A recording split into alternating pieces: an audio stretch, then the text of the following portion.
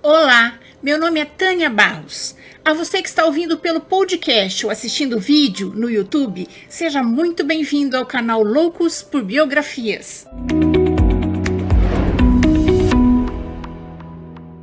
Mas antes de começarmos, eu gostaria muito de agradecer aos apoiadores do canal no Catarse. Esse apoio é muito importante para que eu possa prosseguir com esse projeto, trazendo sempre novidades para vocês. E se você quiser apoiar o canal, o link do projeto no Catarse é este aqui e vai estar no final da descrição desta biografia. Agora vamos lá, senta aqui, lá vem história. Você sabia que as árvores são muito importantes para melhorar o ar que respiramos? E que é necessário 10 árvores para produzir o oxigênio que cada pessoa consome? Pois é. Tratar os seres vivos ao nosso redor, sejam eles animais, pessoas, plantas, é essencial para que o mundo se torne um lugar melhor. Quando respeitamos e valorizamos a natureza, não estamos protegendo só o meio ambiente, mas gerando paz, igualdade e liberdade entre os seres vivos. Esta semana está acontecendo a COP26 em Glasgow, na Escócia. Por isso, hoje, vamos conhecer a biografia de uma mulher muito especial. A professora, bióloga, ecologista, política, ativista ambiental e, acima de tudo, plantadora de árvores. Eu estou falando da queniana Wangari Maathai. Wangari fundou o Cinturão Verde, uma organização não governamental ambiental com o objetivo de repovoar as florestas e, ao mesmo tempo, gerar emprego na área rural e valorizar o papel da mulher na sociedade queniana. Wangari e as mulheres do Cinturão Verde plantaram mais de 30 milhões de árvores no Quênia. Encheram o país de verde, paz e esperança e demonstraram que nós mulheres podemos chegar tão alto quanto quisermos. Wangari Maathai foi a primeira mulher africana a receber o Prêmio Nobel da Paz. Wangari Maathai Maathai nasceu dia 1º de abril de 1940. Numa vila rural em Nyeri, no centro da atual República do Quênia, que na época estava sob o domínio inglês. Sua família pertencia à etnia Kikuyu, o mais numeroso grupo étnico do país, que vivia na região há várias gerações.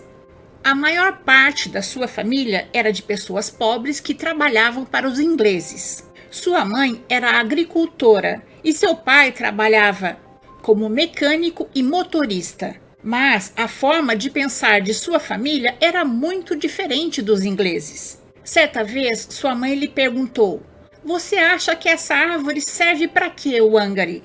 Não sei, mamãe. Já sei. Lenha para cozinhar e madeira para construir." "Não, minha filha. Assim pensam as pessoas que não se importam com as florestas. Mas para nós, cada árvore é um tesouro. Um ser vivo que nos dá seus frutos e purifica o ar que respiramos. E também nos presenteia com sua sombra, nos protege do vento, da chuva, das inundações e, além disso, é a casa de muitos animais e, se você cortá-la, deixa de sê-lo."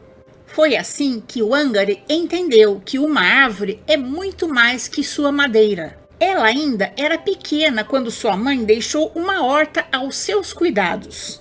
Ali, ela passava horas cuidando da horta e ficava encantada vendo como cresciam as hortaliças, as frutas. Então, ela teve uma colheita excepcional de feijões. Ficou exultante e não via a hora de mostrar o resultado para sua família. Ela, então, emprestou o burrico do vizinho e carregou o animal com 2 cestas laterais carregadas de feijão. E, satisfeita, percorreu o longo caminho até sua casa. Quando chegaram, sua mãe arregalou os olhos, feliz com o resultado de sua horta. Pouco tempo depois dessa colheita maravilhosa, aconteceu uma coisa que mudou a vida de Wangari para sempre. Até então, ela era como todas as meninas quenianas da sua idade. No seu povoado, as filhas mais velhas ficavam em casa para ajudar a mãe nas tarefas domésticas, até a hora de se casar e passar a cuidar da própria casa. As mulheres não eram seres humanos livres, elas eram consideradas propriedades. Primeiro pertenciam ao pai e depois ao marido.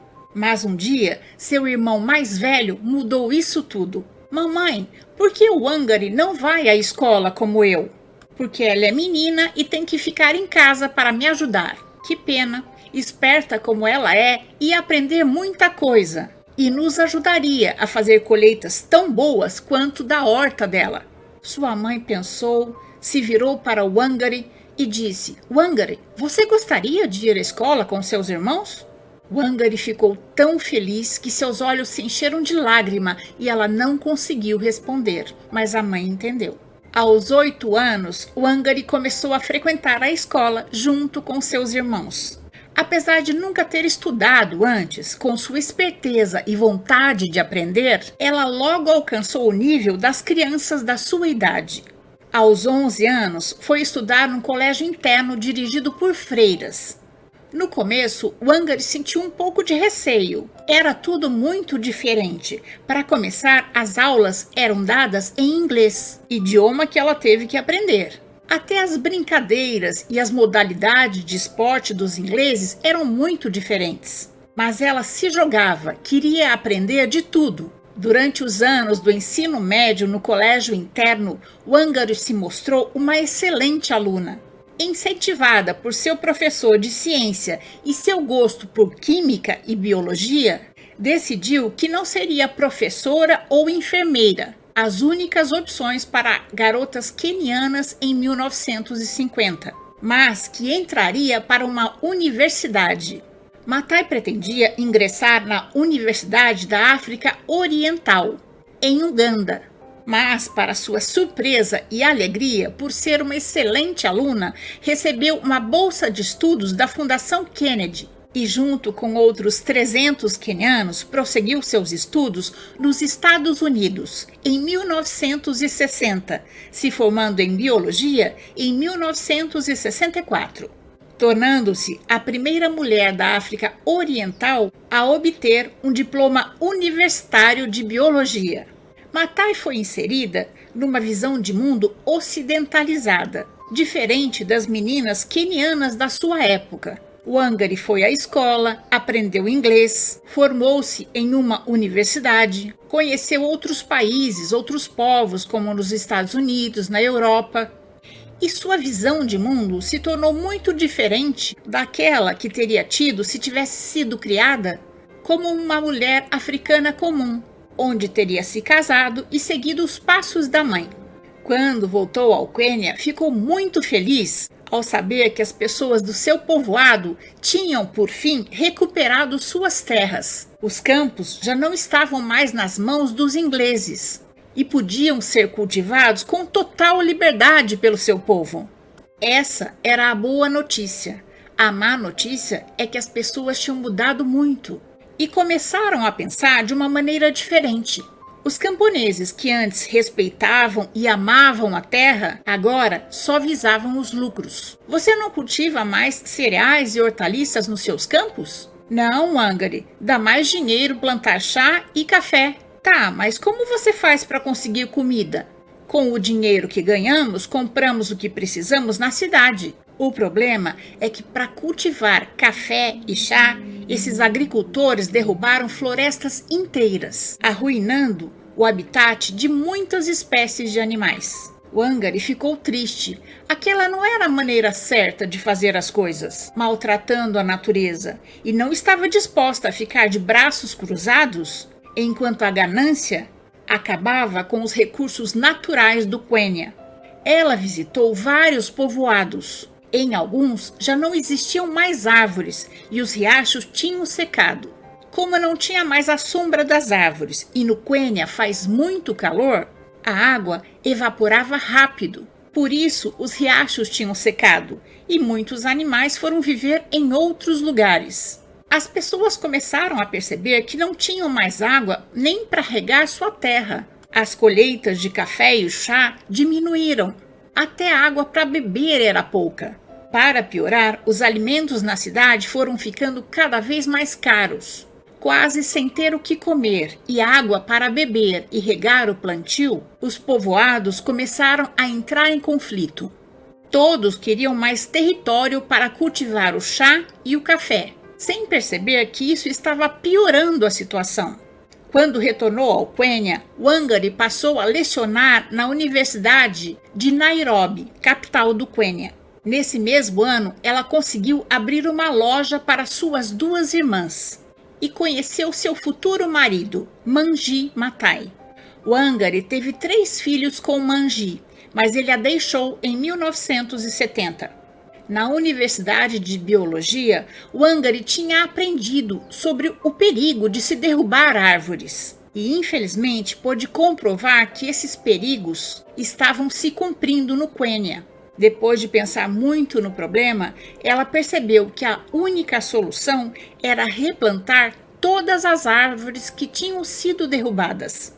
Sabia que para isso teria que plantar milhares de árvores e precisava da ajuda de todas as mulheres do Quênia. Algumas chegaram a questionar: Wangari, por que tenho que plantar árvores? Não vou tirar nenhum proveito disso. Você talvez não, mas seus filhos certamente sim. Seus pais te deixaram o Quênia verde. Você quer deixar um deserto para os seus filhos?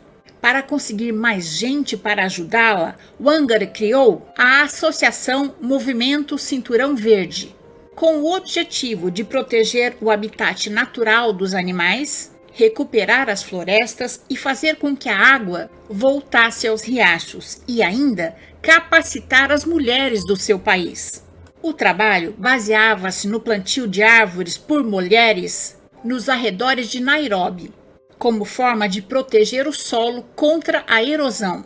Elas criaram viveiros de mudas, como pequenos jardins, onde as mulheres podiam pegar arvorezinhas para plantar em suas terras. Ela quis que as mulheres fossem as encarregadas de plantar essas árvores, para que assim fossem reconhecidos o seu papel e os seus direitos, que deveriam ser iguais aos dos homens, mas não eram. No Quênia, era muito frequente que as mulheres fossem tratadas injustamente e até se acostumavam a ser tratadas como inferiores aos homens. Wangari conversava com elas. Por que vocês acham que não podem fazer as mesmas coisas que os homens? E elas respondiam que as tradições africanas as obrigavam a fazer apenas o que o pai e depois o marido mandava. Mas vocês não acham que está na hora de mudar esses costumes? O movimento Cinturão Verde cresceu rapidamente, espalhando literalmente raízes por todo o Quênia. Mas o sucesso das mulheres não agradou a todos. Daniel Arap Moi, um político que depois de ser eleito presidente do Quênia se mostrou um ditador, que não tinha respeito pelo meio ambiente nem pelas pessoas, por Wangari se opor a ele, mandou prendê-la várias vezes. O que ele não sabia é que a determinação e a perseverança eram os lados mais fortes desta valente mulher.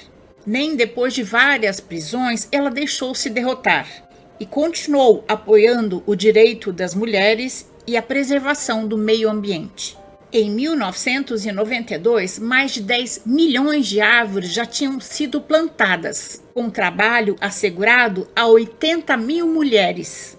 E foi então criado o Uhuru Park, no centro da capital Nairobi, sem respeito nenhum pelo trabalho de reflorestamento das mulheres e pelo meio ambiente. Uma das ideias mais destrutivas de Daniel Moi foi construir um imenso arranha-céu no Uhuru Park. O projeto envolvia derrubar um grande número de árvores. Então, Wangari e as mulheres do Cinturão Verde enfrentaram o presidente da única maneira que conheciam, plantando mais árvores. Wangari foi novamente presa. Felizmente, sua história e a história do Cinturão Verde já eram conhecidas por muitas pessoas no mundo, e muitas pessoas influentes de outros países fizeram pressão, e Maathai foi libertada da prisão. Depois de muita tensão, Wangari e as mulheres do Cinturão Verde conseguiram que o governo deixasse o parque em paz. e o projeto do arranha-céu foi abandonado. O melhor de tudo é que nas eleições de 2002 conseguiram tirar do poder Daniel Moi e Wangari passou a trabalhar no novo governo, tendo tido papel decisivo na afirmação da democracia no país, o que a levou a ser indicada em 2003 como ministra do Meio Ambiente. Por esses motivos, em 2004, Wangari Maathai foi laureada com o Prêmio Nobel da Paz. Em seu discurso, ela disse: "Desde pequena, percebi que os pequenos gestos podem mudar o mundo. Meu pequeno gesto foi plantar árvores com determinação e perseverança. As mulheres do Quênia me ajudaram a plantar mais de 30 milhões de árvores. Enchi meu país de verde, paz e esperança. E demonstrei que nós mulheres podemos chegar tão alto quanto quisermos. Talvez por isso tenham me chamado de Mulher Árvore. Devemos mostrar as belezas da natureza aos nossos filhos, ensinar as crianças a amar, cuidar e respeitar a natureza. Assim, vamos capacitá-las para que um dia possam ensinar seus filhos a fazerem o mesmo. E despeço com um pedido, para que cuidem bem da natureza e, se tiverem a oportunidade, plantem uma árvore." Wangari Maathai foi a primeira mulher queniana a receber o Prêmio Nobel da Paz. E sabe como ela celebrou? Plantando mais árvores. Desde que ganhou o Prêmio Nobel da Paz em 2004, Wangari se tornou o porta-voz das urgências africanas. 5 anos após receber o Nobel, Maathai tornou-se mensageira da paz nas Nações Unidas, a convite do secretário-geral Ban Ki-moon. Ela corria o mundo lutando pela democracia, pelos direitos humanos e a preservação das florestas e por uma agricultura mais eficiente. Wangari Maathai faleceu de câncer aos 71 anos em Nairobi. O Programa das Nações Unidas para o Meio Ambiente emitiu um comunicado de pesar por sua morte. Nos últimos anos, ela cooperava com a ONU em um projeto visando plantar mais 1 bilhão de árvores. E essa é a nossa história de hoje. Eu espero ter contribuído para que seu dia seja bom. Se você gostou, deixe seu joinha, faça seu comentário, conheça as outras biografias do canal e compartilhe com seus amigos. E se puder, apoie o canal no Catarse. Não se esqueça de ativar o sininho se quiser ser avisado das próximas biografias. Até mais!